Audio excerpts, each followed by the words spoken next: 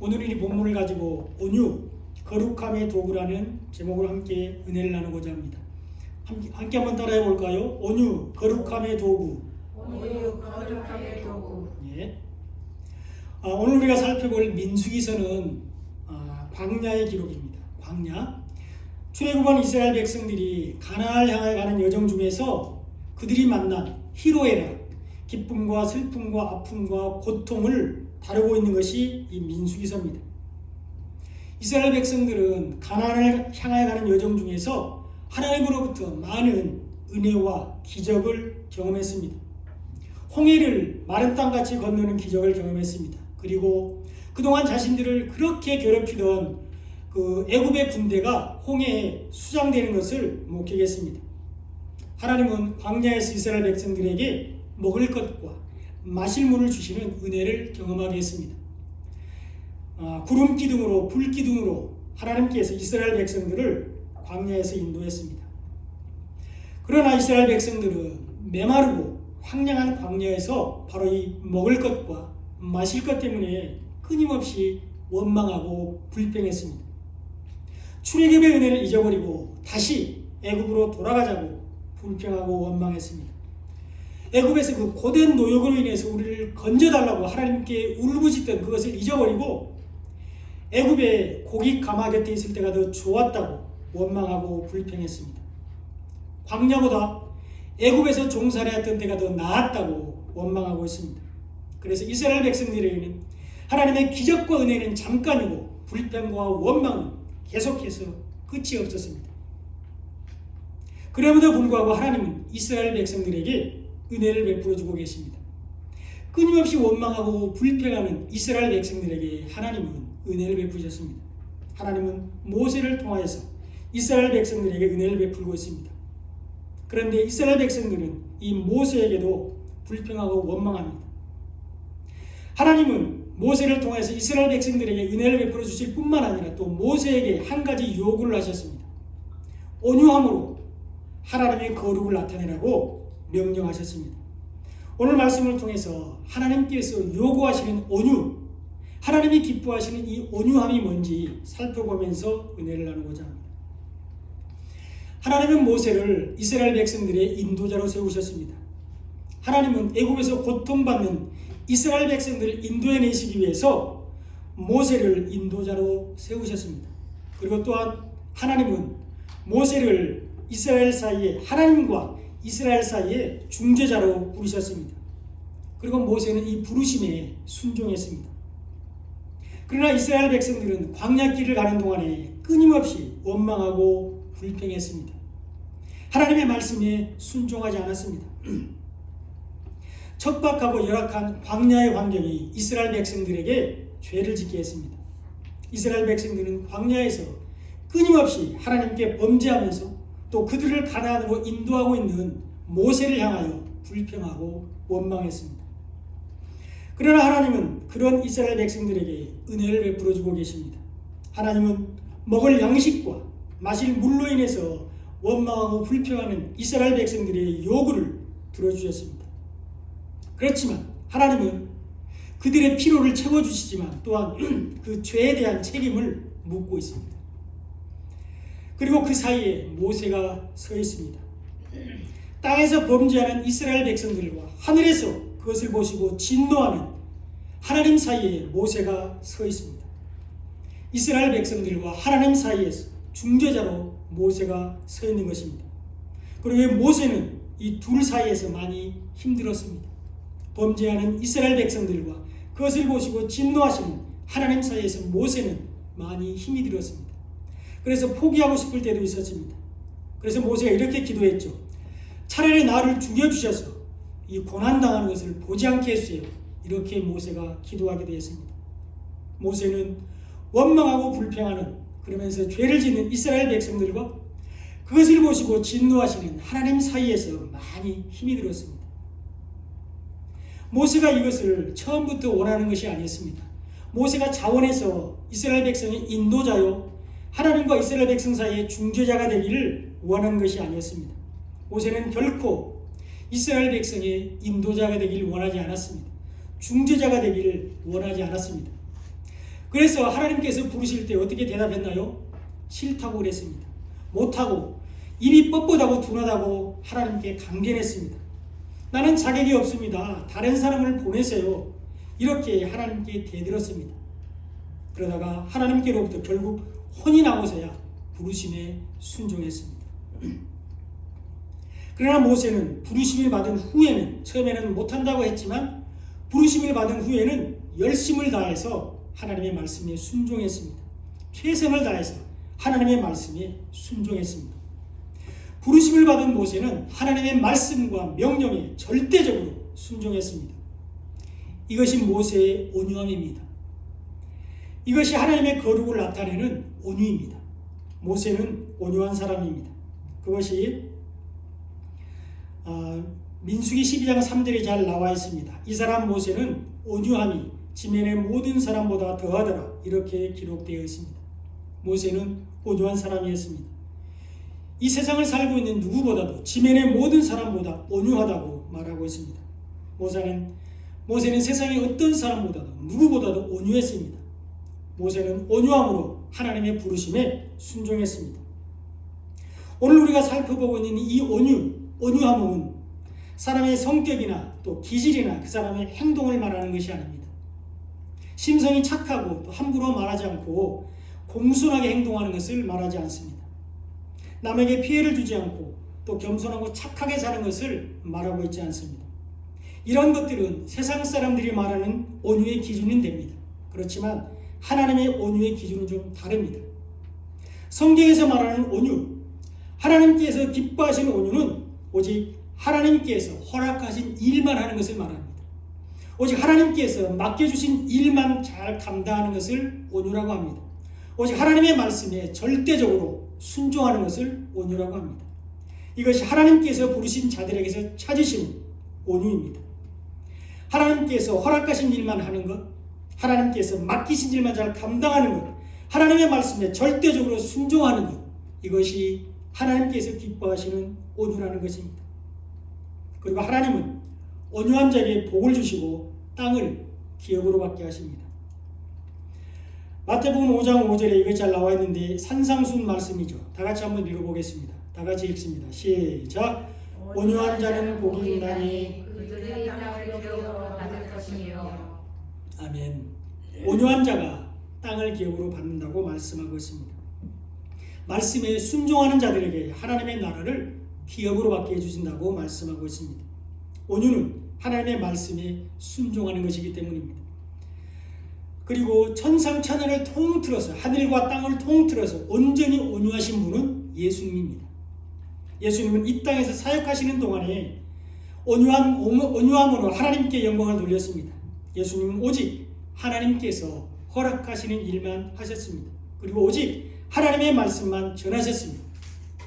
예수님은 유일하게 온전하게 온유하신 분이십니다. 그리고 모세는 지면에서, 이 땅에서 온유한 사람이었습니다. 하나님은 모세의 이 온유함을 기뻐하시고 이스라엘의 인도자로 부르셨습니다.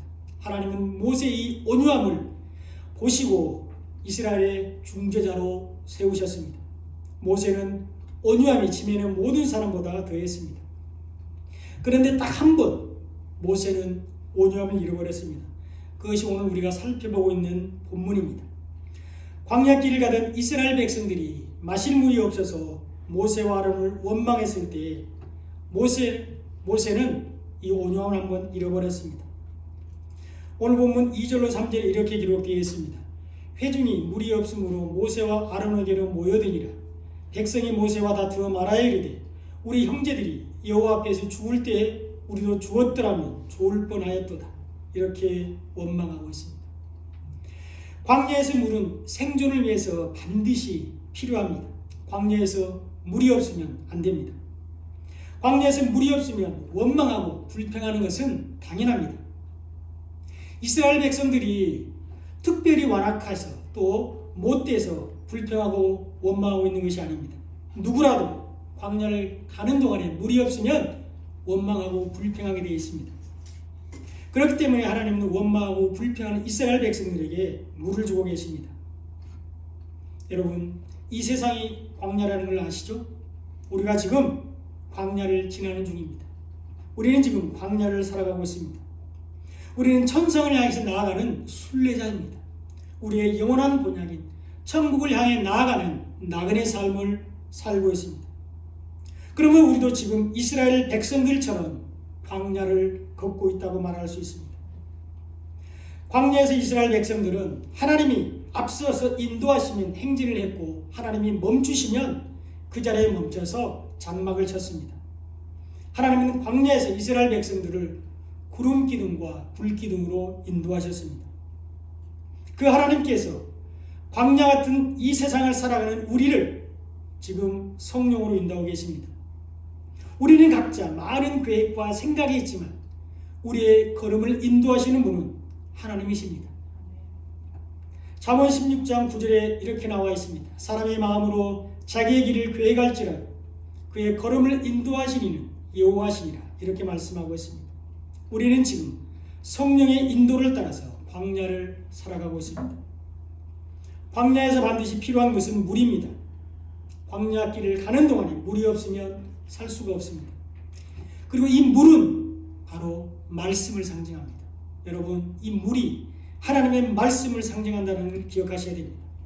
이 물이 예수님이 주시는 말씀으로 영원히 목마르지 않고 영생하도록 솟아나는 생명의 말씀을 이 물로 표현해 주고 있습니다. 광야길을 가는 이스라엘 백성들에게 뿐만 아니라 광야 같은 이 세상을 살아가는 우리에게도 반드시 물이 필요한데요, 이 물이 바로 생명의 말씀입니다. 우리는 이 물을 마셔야 합니다. 우리는 언제나 말씀 안에서 살아야 합니다.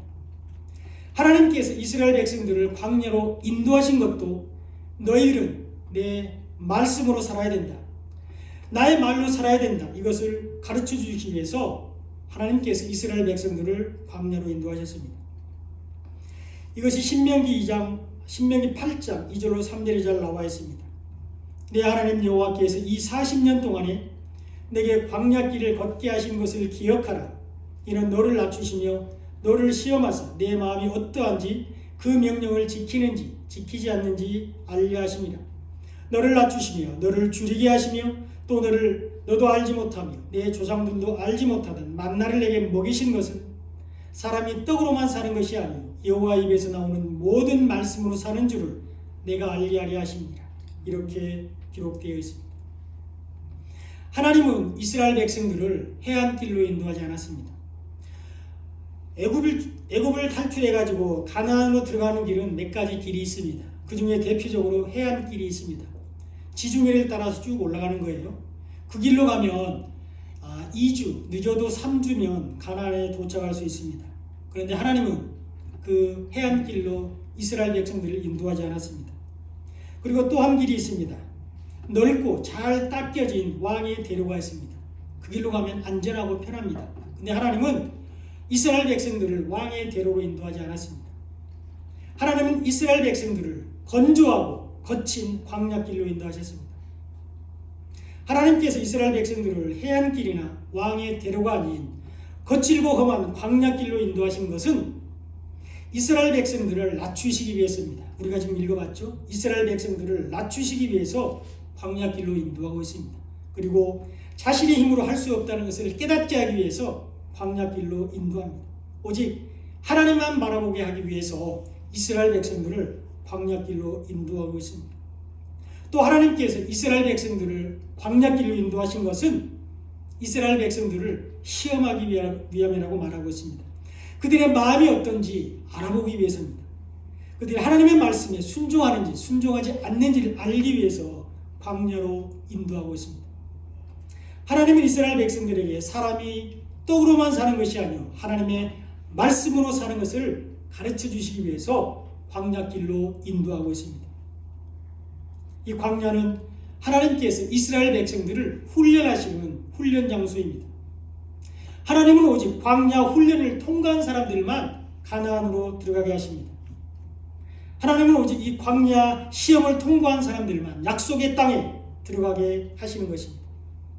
하나님은 자신을 낮추며 겸손하게 하나님을 바라보는 사람들을 가나안으로 인도하셨습니다. 하나님은 자신이 죄인임을 인정하며 겸손하게 하나님의 말씀과 명령에 순종하는 사람들을 가나안으로 인도하셨습니다. 시험을 통과하지 못하고 물이 없다고 불평하는 사람들은 가나안 땅에 들어가지 못했습니다. 훈련을 통과하지 못하고 만나를 하찮은 것으로 여기고 싫어하는 사람들은 가나안 땅에 들어가지 못했습니다. 오늘 본문 3절에 보면 백성이 모세와 다투어 말하여 이르되 우리 형제들이 여호와 앞에서 죽을 때에 우리도 죽었더라면 좋을 뻔하였도다 이렇게 말했습니다. 그리고 실제로 그들이 말한 대로 광야에서 다 죽었습니다. 그러므로 우리는 말을 조심해야 합니다. 말에는 능력이 있습니다. 하나님은 우리의 말을 듣고 계시고 하나님의 귀에 들리신 대로 행하십니다. 민수기 14장 28절에 이것이 잘 나와 있죠. 그들에게 이르기를 여호와의 말씀에 내 삶을 두고 맹세하노라. 너희 말이 내 귀에 들린 대로 내가 너희에게 행하리라. 이렇게 말씀하고 있습니다. 하나님은 원망하는 이스라엘 백성들의 말을 들으시고 하나님의 귀에 들리신 대로 행하고 있습니다. 삶을 두고 맹세하신다고 말씀합니다. 반드시 행하겠다고 말씀하고 있습니다. 그리고 그들은 실제로 그들의 말대로 광야에서 다 죽었습니다. 그러므로 우리는 말을 조심해야 합니다. 아무리 화가 나도 우리는 말을 절제할 필요가 있습니다. 광야는 하나님의 훈련 장소라고 말씀드렸습니다. 그러나 이스라엘 백성들은 광야가 하나님의 훈련 장소임을 깨닫지 못했습니다. 그냥 광야를 그저 물이 없고 먹을 것이 없는 나쁜 곳으로만 알았습니다. 오늘 본문 4절에 보면 너희가 어찌하여 여호와의 회중을 이 광야로 인도하여 우리와 우리 짐승이 다 여기서 죽게 하느냐 이렇게 원망하고 있습니다.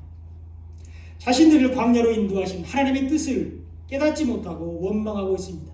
광야는 죽음만이 가득한 곳이라고 원망하고 있는 것이죠. 또 5절에도 보면 너희가 어찌하여 우리를 애굽에서 나오게 하여 이 나쁜 곳으로 인도하였느냐. 이곳에는 파종할 곳이 없고 무화과도 없고 포도도 없고 석류도 없고 마실 물도 없도다. 이렇게 불평하고 있습니다. 이스라엘 백성들은 자신들을 광야로 인도하신 하나님의 뜻을 깨닫지 못하고 끊임없이 불평하고 있습니다. 광야를 나쁜 곳이라고 불평하고 있습니다. 광야에는 먹을 것이 없고 마실 물이 없다고 불평하고 있습니다. 이스라엘 백성들은 광야가 하나님의 훈련소요 시험장인 것을 알지 못하고 계속해서 원망하고 불평하고 있습니다. 그럼에도 불구하고 하나님은 이스라엘 백성들에게 은혜를 베풀고 계십니다. 모세와 아론의 기도를 들으시고 하나님은 이스라엘 백성들에게 물을 주고 있습니다. 8절에 보면 이렇게 기록되어 있습니다. 지팡이를 가지고 내 형 아론과 함께 회중을 모으고 그들의 목전에서 너희는 반석에게 명령하여 물을 내라 하라. 내가 그 반석에 물을 내게 하여 회중과 그들의 짐승에게 마시게 할지니라. 이렇게 말씀하고 있습니다. 온 회중을 모으고 그들의 목전에서 반석에게 명령해서 물을 내라고 말씀하고 있습니다. 원망하고 불평하는 모든 이스라엘 백성들을 다 모으고 반석에게 말로 명령해서 이스라엘 백성들을 위해서 물을 내게 하라고 하나님이 말씀하셨습니다. 그리고 이 말씀에 모세는 순종했습니다. 9절에 보면 모세가 그 명령대로 여호와의 앞에서 지팡이를 잡으니라 이렇게 기록되어 있습니다. 모세는 하나님의 말씀대로 지팡이를 잡았습니다. 여기까지는 좋았습니다. 모세는 하나님의 명령에 순종하고 있습니다. 아직 온유함을 잃어버리지 않고 있습니다.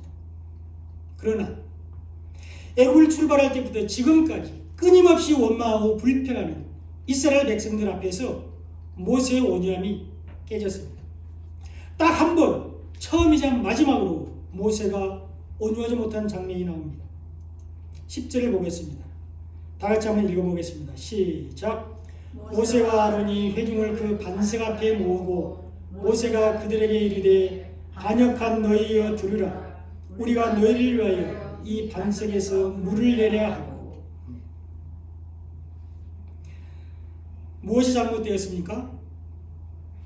모세는 지금 10절에서 하고 있는 이 말과 다음에 우리가 살펴볼 11절에서 말하는 그 행동 때문에 가나안 땅에 들어가지 못하게 됩니다. 모세가 처음이자 마지막으로 온유하지 못하게 되는 부분이 10절 하반절에 나옵니다. 10절 끝부분에 이런 단어가 나오죠. 우리가 이런 단어가 나오죠. 모세는 백성들에게 우리가 너희를 위하여 이 반석에서 물을 내라 이렇게 말을 하고 있습니다. 반석에서 물을 내시는 분은 바로 하나님이십니다. 하나님은 모세에게 지팡이를 가지고 반석에게 명령하여 물을 내게 하라고 이미 8절에서 말씀하셨습니다. 반석에서 물을 내시는 분은 하나님이십니다. 모세와 아론은 그저 하나님의 명령에 순종할 뿐입니다. 하나님의 말씀대로 반석에게 명령을 해서 물을 내게 하면 됩니다. 이것이 하나님께서 기뻐하시는 온유입니다. 이것이 하나님의 이름을 거룩하게 하는 온유라는 것입니다. 지금까지 모세는 하나님의 말씀에 철저히 순종함으로 온유함을 잘 드러냈습니다.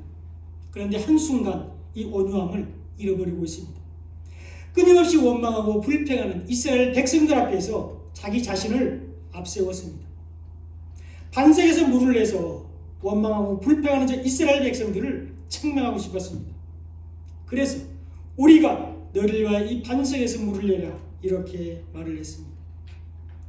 반석에서 물을 내시는 분은 하나님이시라는 것을 잊어버렸습니다. 반석에서 물을 내시는 분은 하나님이십니다. 그리고 이 반석은 바로 예수님을 말씀하고 있습니다. 성경에서 이 반석을 예수님이라고 표현하는 부분, 비유하는 말씀은 너무나도 많이 나옵니다. 그리고 이 반석에서 나온 물은 아까 말씀드린 대로 바로 생명의 말씀을 예표하고 있습니다. 우리를 구원하시기 위해서 이 땅에 오신 예수님께서 우리에게 주신 복음을 말씀하고 있습니다. 예수 그리스도를 통해서 우리에게 영원히 목마르지 않는 생수를 주셨습니다. 예수님은 십자가에서 율법을 다 완성하시고 우리에게 생명의 말씀인 복음을 주셨습니다. 광야에서 이스라엘 백성들이 반석에서 나온 물을 마셔야 살 수 있으니 광야를 살아가는 우리도 하나님이 주신 이 생명의 말씀을 먹어야 살 수 있습니다. 광야길을 가는 우리도 예수님이 우리에게 주신 이 복음을 먹어야 살 수가 있습니다. 영원한 본향인 천성을 향해 가는 나그네 같은 우리도 반석에서 예수님이 주시는 진리의 말씀을 먹어야 살 수가 있습니다. 반석에서 물을 내시는 분은 하나님이십니다. 그런데 모세는 우리가 반석에서 물을 내라 이렇게 말하고 있습니다. 말은 능력이 있다고 우리가 앞에서 살펴봤습니다. 우리가 말한 대로 행동하게 되고 우리가 말한 대로 이루어집니다. 모세도 자기가 말한 대로 행동하고 있습니다. 이스라엘 백성들에게 우리가 반석에서 물을 내라 이렇게 말한 모세는 그 말을 증명하기 위해서 반석을 2번이나 내려쳤습니다. 오늘 보면 11절에 보면 모세가 그의 손을 들어 그의 지팡이로 반석을 2번 치니 물이 많이 솟아나오므로 회중과 그들의 짐승이 마시니라 이렇게 기록되어 있습니다. 모세는 반석에게 말로 명령해서 물을 내라는 하나님의 말씀을 어기고 반석을 2번이나 쳤습니다. 이스라엘 백성들 앞에서 보란듯이 자기의 손을 들어서 반석을 2번이나 내려쳤습니다. 모세는 불순종했습니다. 온유하지 못했습니다. 하나님의 거룩하심을 나타내지 못했습니다. 그러나 반석에서는 많은 물이 솟아났고 이스라엘 백성들과 짐승들이 마시고 소생하게 되었습니다. 살아났습니다. 모세가 불순종했음에도 불구하고 하나님은 반석에서 물을 내고 있습니다. 하나님은 이스라엘 백성들을 위해서 반석에서 물을 내고 있습니다. 하나님은 가축들을 살리기 위해서 반석에서 물을 내고 있습니다. 그렇지만 모세는 이 일로 인해서 하나님이 약속하신 가나안 땅에 들어가지 못하게 됩니다. 12절에 보면 여호와께서 모세와 아론에게 이르시되 너희가 나를 믿지 아니하고 이스라엘 자손의 목전에서 내 거룩함을 나타내지 아니한 고로 너희는 이 회중을 내가 그들에게 준 땅으로 인도하여 드리지 못하리라 이렇게 말씀하고 있습니다. 모세와 아론이 하나님을 믿지 않았다고 말씀하고 있습니다. 하나님이 모세와 아론에게 너희가 나를 믿지 아니한 고로 이렇게 말씀하고 있습니다. 그런데요, 실제로 모세와 아론이 하나님을 믿지 않았나요? 정말로 모세와 아론이 하나님을 믿지 않는 사람들인가요? 그렇지 않습니다. 누구보다도 앞장서서 하나님을 믿는 사람들이었습니다. 그런데 왜 하나님은 너희가 나를 믿지 않았다 이렇게 말씀하고 있을까요? 그들이 하나님의 말씀에 순종하지 않았기 때문입니다. 모세와 아론이 하나님의 말씀에 순종하지 않은 것이 하나님을 믿지 않는 것이 된다는 것입니다. 8절에서 이미 하나님은 반석에게 명령해서 물을 내라고 말씀하셨습니다. 너희는 반석에게 명령하여 물을 내라 이렇게 이미 말씀하셨습니다. 반석을 지팡이로 치지 말고 말로 명령하면 물이 나올 것이라고 하나님이 말씀하셨습니다. 이미 예수님이 십자가에서 율법의 저주로 죽으시고 우리에게 생수인 복음을 주셨기 때문입니다. 이것이 출애굽기 17장 6절에 나와 있습니다. 내가 호렙산에 있는 그 반석 위 거기서 내 앞에 서리니 너는 그 반석을 치라. 그것에서 물이 나오리니 백성이 마시리라. 모세가 이스라엘 장로의 목전에서 그대로 행하니라. 이렇게 기록되어 있습니다. 이때 예수님은 율법의 저주로 이미 십자가에서 죽으셨습니다. 그러므로 모세가 다시 반석을 칠 필요가 없다는 것입니다. 모세가 지팡이로 반석을 2번이나 칠 이유가 전혀 없습니다. 그런데 모세는 지팡이로 반석을 2번 쳤습니다. 이 모세가 가진 지팡이는 바로 율법을 상징합니다. 출애굽기 4장 2절로 3절에 이렇게 기록되어 있습니다. 여호와께서 그에게 이르시되 내 손에 있는 것이 무엇이냐? 그가 이르되 지팡이니이다. 여호와께서 이르시되 그것을 땅에 던지라 하시매 곧 땅에 던지니 그것이 뱀이 된지라. 모세가 뱀 앞에서 피하며 이렇게 기록되어 있습니다. 모세가 자기 손에 들었던 지팡이를 땅에 던졌더니 뱀이 되었습니다. 그리고 이 뱀은 사단을 상징합니다. 율법을 남에게 적용하면 뱀같이 남을 해치게 된다는 것입니다. 율법으로 남을 판단하고 정죄하고 비난하게 된다는 것입니다. 그런데 그 율법을 나에게 적용하면 율법으로 나의 죄를 깨닫고 하나님께로 나아가게 됩니다. 율법으로 나의 죄를 깨닫고 복음으로 나아가게 된다는 것입니다. 예수님께로 나아가게 하는 역할을 하는 것이 바로 율법입니다. 출애굽기 17장 5절에도 보면 여호와께서 모세에게 이르시되 백성 앞을 지나서 이스라엘 장로들을 데리고 나일강을 치던 내 지팡이를 손에 잡고 가라 이렇게 말씀하고 있습니다. 하나님께서 애굽에 재앙을 내리실 때 모세의 손에 있는 그 지팡이를 사용하셨습니다. 나일강을 지팡이로 치는 것을 시작으로 해서 애굽에 9가지 재앙을 내렸습니다. 그러나 바로는 백성들을 보내지 않았습니다. 율법으로는 구원받지 못한다는 것을 잘 보여주고 있습니다. 10번째 재앙인 유월절 어린 양 복음을 통해서 이스라엘 백성들은 애굽에서 나왔습니다. 우리는 오직 율법이 아닌 복음으로 구원을 받습니다. 모세의 손에 있는 지팡이는 율법을 상징하고 있습니다. 모세는 율법의 지팡이로 반석을 2번이나 쳤습니다. 이것은요, 예수님을 2번 죽이는 것입니다. 이것은 다시 예수님을 십자가에 못 박는 것입니다. 이것은 예수님의 단번 속죄를 믿지 않는 것입니다. 예수님은 십자가에서 한 번 죽으심으로 영원한 속죄를 이루셨습니다. 예수님은 2번 죽으실 필요가 전혀 없는 것입니다. 예수님은 이미 율법의 저주로 십자가에서 죽으시고 우리에게 복음을 주셨습니다. 그런데 모세는 그 말씀을 믿지 않고 지팡이로 반석을 2번이나 쳐서 예수님을 다시 십자가에 못 박았습니다. 이것이 하나님을 믿지 않는 것입니다. 하나님의 말씀을 믿지 않는 것이 바로 하나님을 믿지 않는 것이 됩니다. 하나님의 말씀에 순종하지 않는 것이 하나님을 믿지 않는 것이 됩니다. 우리가 하나님을 믿고 예수를 믿는다는 것은 하나님의 말씀을 믿는 것을 말합니다. 하나님의 말씀에 순종하는 것을 말하고 있습니다. 예수님의 말씀은 복음을 받아들이고 그 복음을 믿는 것이 예수님을 믿는 것입니다. 말씀을 믿는 것이 믿음이기 때문입니다. 그러므로 모세와 아론이 하나님의 말씀을 믿지 않고 반석을 2번 쳤을 때 하나님은 너희가 나를 믿지 않았다 이렇게 말하고 계신 것이죠. 말씀을 믿는 것이 믿음입니다. 그러므로 우리가 하나님을 믿는다고 하면서 우리에게 하나님의 말씀이 없으면 우리는 하나님을 믿는 것이 아닙니다. 우리가 하나님을 사랑한다고 하면서 하나님의 말씀을 모르면 하나님을 사랑하는 것이 아니라는 것입니다. 우리가 예수님을 믿는다고 하면서도 예수님께서 우리에게 주어진 복음을 받아들이지 않으면 예수님을 믿지 않는 것이 됩니다. 우리가 예수님을 사랑한다고 하면서 복음을 모르면 예수님을 사랑하는 것이 아닙니다. 말씀을 믿는 것이 믿음이기 때문입니다. 복음을 믿는 것이 믿음이기 때문입니다. 모세와 아론은 이스라엘 자손의 목전에서 하나님의 거룩하심을 나타내지 못했습니다. 12절을 다시 보겠습니다. 여호와께서 모세와 아론에게 이르시되 너희가 나를 믿지 아니하고 이스라엘 자손의 목전에서 내 거룩함을 나타내지 아니한 고로 너희는 이 회중을 내가 그들에게 준 땅으로 들어가지 못한다. 이렇게 말씀하고 있습니다. 하나님의 말씀에 온전히 순종하는 것이 하나님의 거룩을 나타내는 것입니다. 하나님의 명령에 온전히 순종하는 것이 하나님의 거룩을 나타내는 것입니다.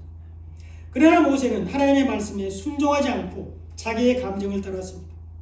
모세는 하나님의 명령에 온전히 순종하지 않고 자기 뜻대로 행하고 있습니다.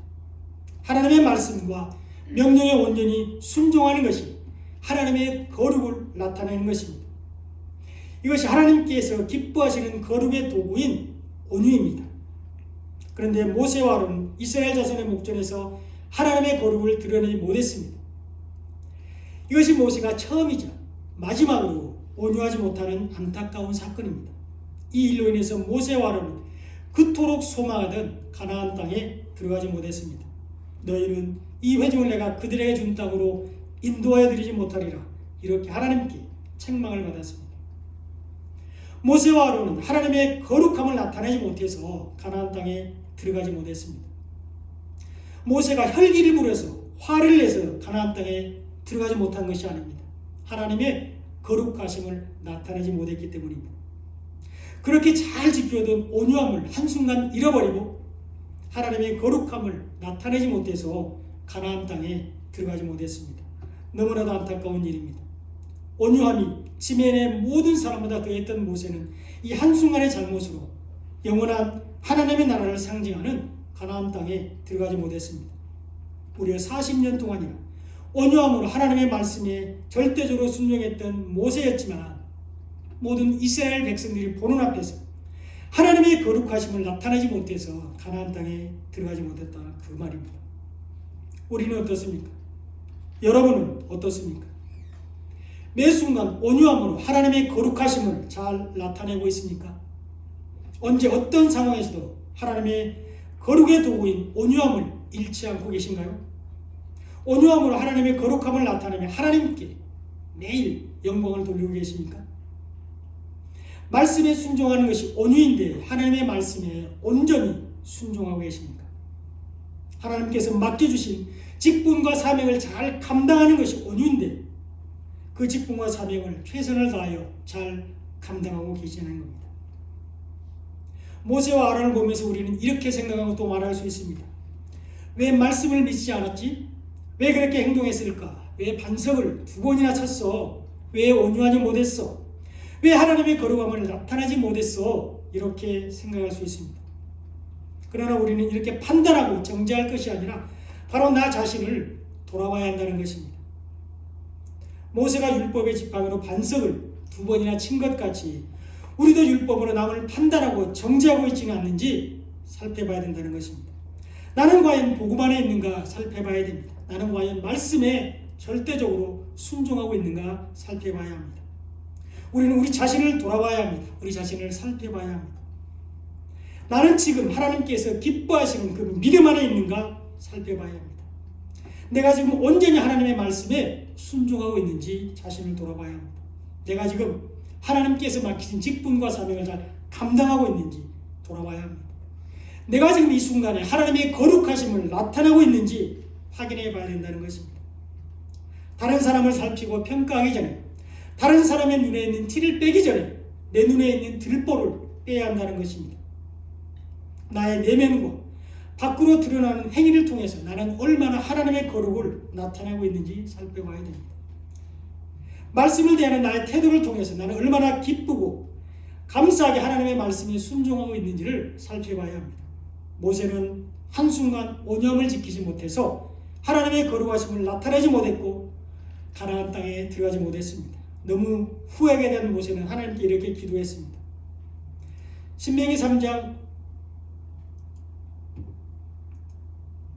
신명기 3장 25절 26절에 모세가 이렇게 기도했습니다. 구하옵나니 나를 건너가게 하사 요단 저쪽에 있는 아름다운 땅 아름다운 산과 레바논을 보게 하옵소서 하되 여호와께서 너희 때문에 내게 진노하사 내 말을 듣지 아니하시고 내게 이르시길 그만해도 족하니 이 일로 다시 내게 말하지 말라. 이렇게 말씀하고 있습니다. 다시 구하지 말라고 말씀하고 있습니다. 하나님이 모세에게 너무 가혹하게 대한다는 것 같은 생각이 듭니다. 모세는 그동안 너무나도 충실하게 하나님의 말씀에 순종했는데 한 번 실수했다고 너무 엄하게 다신다는 생각을 가질 수도 있습니다. 한 번 봐줄 만도 한데 다시 말하지 말라고 말씀하고 있습니다. 믿음은 언제나 현재형이기 때문입니다. 우리가 과거에 잘 믿었던 것 소용이 없습니다. 지금 이 순간 내가 하나님께서 기뻐하시는 믿음 안에 있는가, 이것이 중요합니다. 지금 이 순간 내가 하나님의 말씀에 온전히 순종하고 있는가, 이것이 중요한 것입니다. 지금 이 순간 내가 하나님께서 맡긴 사명과 직분을 잘 감당하고 있는가, 이것이 중요하다는 것입니다. 여러분 아시다시피 우리나라 말에도 이런 말이 있잖아요. 왕년에 내가 말이야, 이런 말이 있죠. 왕년에 내가 말이야, 이런 사람이야. 옛날엔 잘 나갔다는 거죠. 근데 지금은 아니라는 거잖아요. 왕년에 내가 말이야, 이런 필요 없습니다. 믿음은 지금이 중요합니다. 신앙생활은 오늘이 중요합니다. 바로 이 순간 내가 어떤 사람인가가 중요하다는 것입니다. 모세는 40년 동안 누구보다도 온유했고 하나님의 말씀에 순종했고 하나님께서 맡기신 일에 최선을 다했습니다. 그러나 한순간 하나님의 거룩하심을 나타내지 못해서 가나안 땅에 들어가지 못했습니다. 가나안 땅은 바라만 볼 수밖에 없었습니다. 참으로 안타까운 일입니다. 그런데 여러분 여기서 오해하지 말아야 할 것이 한 가지가 있습니다. 오해하지 말아야 할 것 한 가지. 모세가 가나안 땅에 들어가지 못했다고 하니까 혹시 구원받지 못했나? 이렇게 생각할 수 있는데 전혀 그렇지 않습니다. 모세는 하나님을 대면해 볼 정도로 하나님께 인정을 받은 사람입니다. 성경에서 모세처럼 하나님의 신실한 일꾼을 찾기가 어렵습니다. 모세는 비록 천국을 상징하는 가나안 땅에는 들어가지 못했지만 마지막까지 하나님께서 맡기신 일에 충성했습니다. 모세는 가나안 정복을 앞둔 이스라엘 백성들에게 고별 설교를 통해서 다시 한번 하나님의 은혜와 인도하심을 깨우쳤습니다. 철저하게 하나님의 말씀에 순종하려고 가르쳤습니다. 모세는 마지막까지 하나님의 말씀과 명령에 순종했습니다. 예수님 당시에 모세는 어디에 나타났어요? 변화산에 나타났잖아요. 변화산상에서 예수님과 엘리야와 모세가 함께 있었습니다. 구원받아서 하나님의 우편에 계심을 잘 보여주고 있습니다. 모세는 구원을 받았습니다. 그런데 왜 모세가 가나안 땅에 들어가지 못한다고 말하고 있을까요? 가나안 땅은 하나님의 땅인 천국을 예표하고 있습니다. 그리고 광야는 하나님께서 이스라엘 백성들을 훈련하시는 훈련소입니다. 하나님은 광야의 훈련을 통해서 오직 믿음으로 하나님 나라에 들어가는 것을 가르치고 있습니다. 하나님은 광야 훈련을 통해서 오직 복음으로 천국에 들어간다는 것을 가르치고 있습니다. 하나님은 광야 훈련을 통해서 말씀에 순종하는 자가 구원받는다고 말하고 있습니다. 그리고 과거가 아닌 지금 현재 내가 어디에 서 있는지 어떤 상태인지 살펴보라고 가르치고 있습니다. 우리는 지금 광야를 살아가고 있습니다. 우리는 지금 천성을 향해 가는 광야의 여정 중에 있습니다. 하나님은 광야 같은 이 세상에서 우리가 바로 지금 이 순간 온유하기를 바라십니다. 바로 지금 이 순간에 하나님의 거룩을 나타내기를 원하십니다. 우리가 바로 지금 이 순간에 하나님께서 기뻐하시는 믿음 안에 있기를 원하십니다. 하나님은 우리가 바로 지금 이 순간에 언제나 복음 안에 있기를 원하십니다. 바로 지금 이 순간에 하나님의 말씀에 순종하기를 원하십니다. 믿음은 언제나 현재형입니다. 과거나 미래가 중요한 게 아닙니다. 오늘이 중요합니다. 지금 이 순간이 중요합니다. 사랑하는 성도 여러분, 지금 믿음 안에 있으시기 바랍니다. 지금 복음 안에 있으시기 바랍니다. 오늘 말씀에 순종하시기 바랍니다.